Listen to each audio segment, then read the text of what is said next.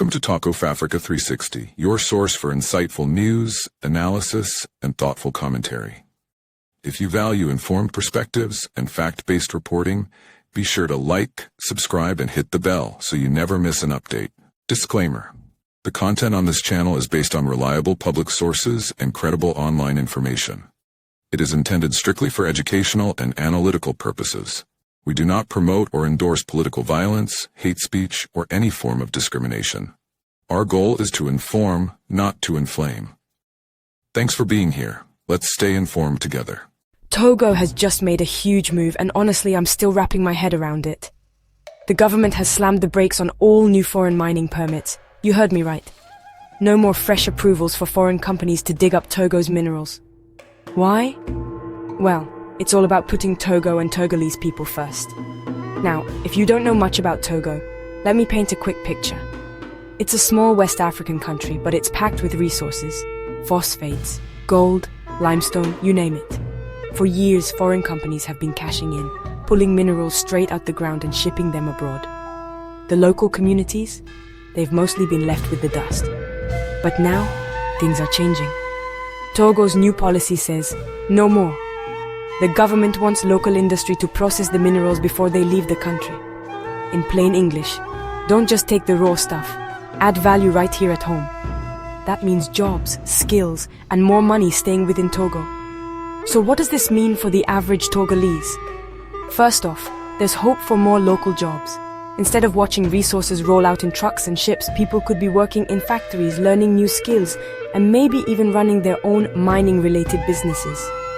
Imagine a young engineer in Lome finally getting a chance to work on a major project because the opportunities are now right here. But let's not kid ourselves, there are challenges. Foreign companies have the cash and experience. Without them, the industry could slow down, at least for a while. And there's the risk that some locals might not yet have the technology to process those minerals effectively. But if the government gets serious about investing in education and tech, who's to say Togo can't become a leader in mining on its own terms? This isn't just about rocks and soil. It's about dignity. It's about Africa standing up and saying our resources, our rules. Countries like Ghana and Tanzania have tried moves like this too. Sometimes it's tough, but when it works, the benefits are massive. So is Togo's mining ban a game changer? Only time will tell. But one thing's for sure, the world is watching, and Africa is taking back control of its future, one bold decision at a time. Let me know what you think in the comments. Could this be the start of something big for Togo and maybe the rest of Africa?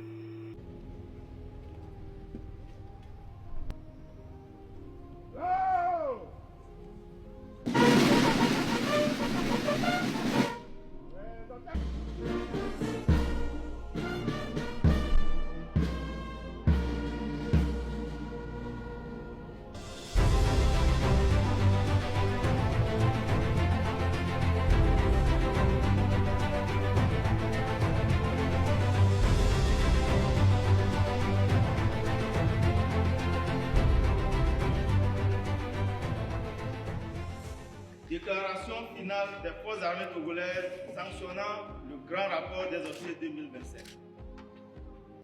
Excellence, Monsieur le Président de la République, chef des armées. Le personnel des forces armées togolaises, à travers sa hiérarchie, vous exprime sa profonde gratitude pour votre présence effective à ce grand rapport des officiers malgré vos multiples occupations. Cette édition placée sous le thème « Ajustement structurel et systémique de notre outil de défense face aux nouvelles menaces » est une occasion solennelle pour nous, réunis autour de vous, de faire le bilan de l'année écoulée, recevoir vos directives et de formuler des perspectives pour les contrats opérationnels à venir. Excellence, Monsieur le Président de la République, chef des armées, le processus de refondation de notre outil de défense enclenché depuis 2014 nous a permis à ce jour d'avoir une organisation militaire territoriale suffisante. Malgré un contexte sécuritaire régional volatile, les forces armées togolaises ont su, grâce à votre vision pragmatique, défendre avec bravoure et honneur l'intégrité du territoire national face aux attaques terroristes aux élans extrémistes et violents, ainsi qu'à la grande criminalité organisée. Aujourd'hui, face à la recrudescence des nouvelles contingences sécuritaires, la menace devient diffuse et les combats de plus en plus complexes. D'où la nécessité pour nous de nous réorganiser pour un maillage sécuritaire plus abouti avec des soldats mieux aguerris. Excellences, vos directives et instructions reçues nous permettront de mieux implémenter les thématiques développées. Votre engagement constant à veiller à la revalorisation du budget alloué à la défense malgré la conjoncture économique nous assure une disponibilité suffisante des ressources pour résoudre beaucoup plus de problèmes. Les forces armées togolaises saisissent cette occasion pour témoigner à vous, Excellence, Monsieur le Président de la République, et à toute la nation, toute leur reconnaissance pour les efforts sans cesse consentis dans la mise à disposition des moyens nécessaires à l'accomplissement de leur mission.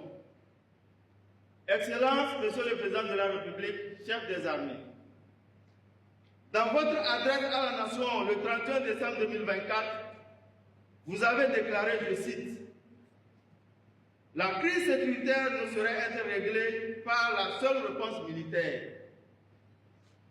Ma conviction profonde est qu'au-delà du militaire, il faut le développement économique. Mais au-delà du développement économique, il faut le dialogue communautaire car il faut rétablir la confiance. » Fin de citation. Nous saluons aujourd'hui le rôle prépondérant du comité interministériel de prévention et de lutte contre l'extrémisme violent dans le rapprochement des communautés. Et la réalisation du programme d'urgence de renforcement de la résilience et de la sécurité des communautés dans la région des savanes. Les forces armées togolaises s'engagent à œuvrer aux côtés des partenaires nationaux et internationaux pour le raffermissement des liens armées-nation. Excellence, Monsieur le Président de la République, chef des armées, votre souci permanent d'être aux côtés de vos hommes s'est encore manifesté par votre récent séjour sur le théâtre de l'opération Koundjouaré, où vous avez passé la Noël, ainsi que votre présence à la cérémonie d'hommage qui sera rendue cet après-midi à nos frères d'armes tombés ou blessés sur le champ d'honneur.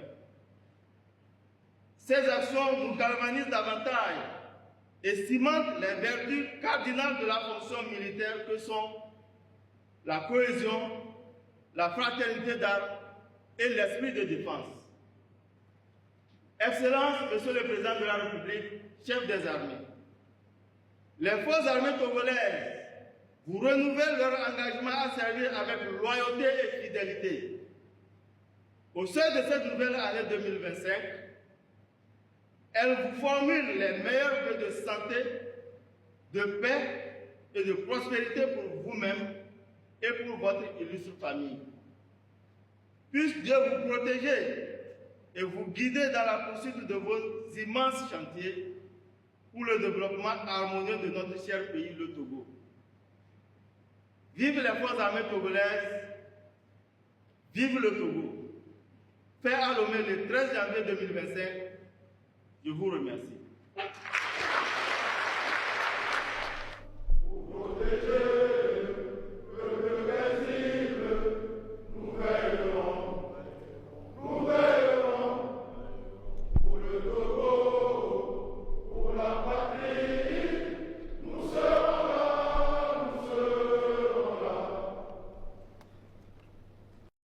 As reactions continue to pour in from across the continent, one thing is clear. Africa is demanding respect, sovereignty, and accountability. Was this just a diplomatic misstep or a deeper sign of shifting global alliances? We'll be watching closely. If you found this story important, don't forget to like, share, and subscribe for more real, unfiltered African news. This is Talk of Africa 360, telling the stories that matter.